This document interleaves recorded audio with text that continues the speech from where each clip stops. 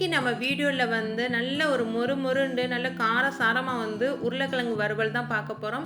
இந்த வறுவல் வந்து அவ்வளோ டேஸ்ட்டா சூப்பரா இருக்கும். இது எப்படி செய்யலாம் அப்படின்றத வாங்க வீடியோக்குள்ள போய் தெரிஞ்சுக்கலாம்.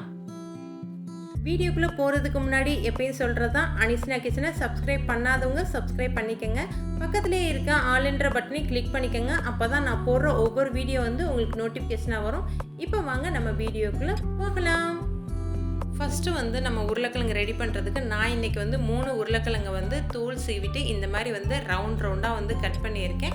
உங்களுக்கு எந்த ஷேப்பு பிடிக்குமோ அந்த மாதிரி வந்து ஷேப்பில் வந்து கட் பண்ணிக்கோங்க. அதே மாதிரி வந்து திக்னஸ் வந்து இந்த மாதிரி வந்து திக்னஸில் தான் இருக்கணும். ரொம்ப வந்து ஸ்லேஸ் மாதிரி கட் பண்ணிட வேணாம்.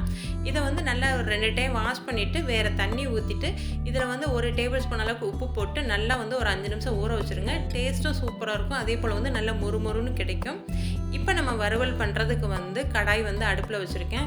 இதில் வந்து ஒரு 2 டேபிள் ஸ்பூன் அளவுக்கு எண்ணெய் சேர்த்துக்கலாம். நான் இன்றைக்கி வந்து நல்லெண்ணெய் தான் சேர்த்துருக்கேன். உடம்புக்கு ரொம்பவே நல்லது அப்படின்றதுனால சேர்த்துருக்கேன். இது நல்லா ஹீட் ஆனதுக்கப்புறம் வந்து கடுகு கொஞ்சமாகவும் ஒரு 1/4 டீஸ்பூன் அளவுக்கு சோம்பு, 1 டேபிள் ஸ்பூன் அளவுக்கு வந்து உளுந்தம்பருப்பு சேர்த்துருக்கேன். இந்த உளுந்தம்பருப்போட ஃப்ளேவர் வந்து இந்த வறுவலுக்கு வந்து பர்ஃபெக்டாக இருக்கும், சூப்பராக இருக்கும். மிஸ் பண்ணாமல் சேர்த்துக்கங்க. அடுத்ததாக வந்து நம்ம கட் பண்ணி வச்சுருக்க உருளைக்கிழங்கை வந்து தண்ணியை ஃபுல்லாக நல்லா வடிச்சிருங்க. கொஞ்சம் கூட தண்ணி இருக்கக்கூடாது.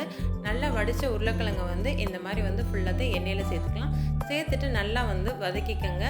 ரொம்ப அதிக நேரம் வதக்க வேணாம். கைவிடாமல் வந்து கிளறுவாங்க பார்த்திங்களா, அந்த மாதிரிலாம் கிளறக்கூடாது.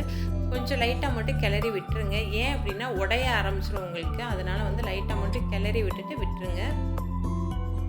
இதை வந்து என்ன பண்ண போகிறோம் அப்படின்னு பார்த்தீங்கன்னா நல்லா மூடி போட்டுருங்க. மூடி போட்டு ஒரு 2லேருந்து 3 நிமிஷம் வந்து நல்லா வந்து வேக வச்சுக்கலாம்.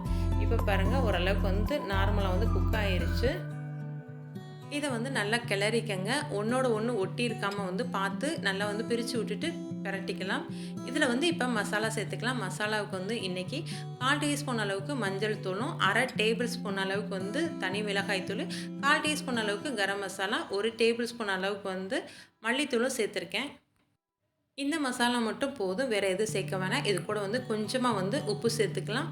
உப்பு சேர்த்துட்டு நல்லா வந்து கிளறி விட்டுக்கோங்க. ஃபுல்லாக வந்து நமக்கு அந்த உருளைக்கிழங்குல வந்து இந்த மசாலா வந்து நல்லா அந்த எண்ணெயிலே வந்து நல்லா கோட் ஆகணும். அந்தளவுக்கு வந்து கொஞ்சம் மீடியம் சிம்லேயே வச்சுட்டு நல்லா வந்து வதக்கிக்கோங்க. இந்த உருளைக்கிழங்கு வறுவலுக்கு வந்து நம்ம கொஞ்சம் கூட தண்ணி சேர்க்கக்கூடாது. ஃபுல் அண்ட் ஃபுல் வந்து எண்ணெயிலே தான் வறுக்கணும். அப்போ தான் வந்து நல்லா மொறுன்னு நல்லா சூப்பராக டேஸ்ட்டாக இருக்கும். இப்போ ஃபைனலாக வந்து கொஞ்சமாக வந்து கருவேப்பிலை போட்டுக்கலாம். இந்த ஃப்ளேவர் வந்து நல்லா இருக்கும், அவ்வளோ டேஸ்ட்டாக இருக்கும். கண்டிப்பாக வந்து ட்ரை பண்ணி பாருங்கள். இப்போ வந்து சுவையான சூப்பரான வந்து உருளைக்கிழங்கு வறுவல் வந்து நமக்கு ரெடி ஆயிடுச்சு. நீங்கள் குழந்தைகளுக்கு வந்து லஞ்ச் பாக்ஸில் வந்து கொடுத்து விட்டீங்க அப்படின்னா கொஞ்சம் கூட மிச்சம் இல்லாமல் சாப்பாடு வந்து ஃபுல்லாத்தையும் சாப்பிட்டு கொண்டு வந்துடுவாங்க. இதை வந்து நீங்கள் கண்டிப்பாக ட்ரை பண்ணி பாருங்கள். ஓகே ஃப்ரெண்ட்ஸ், நெக்ஸ்ட் வீடியோவில் பார்க்கலாம். ஓகே, பாய்.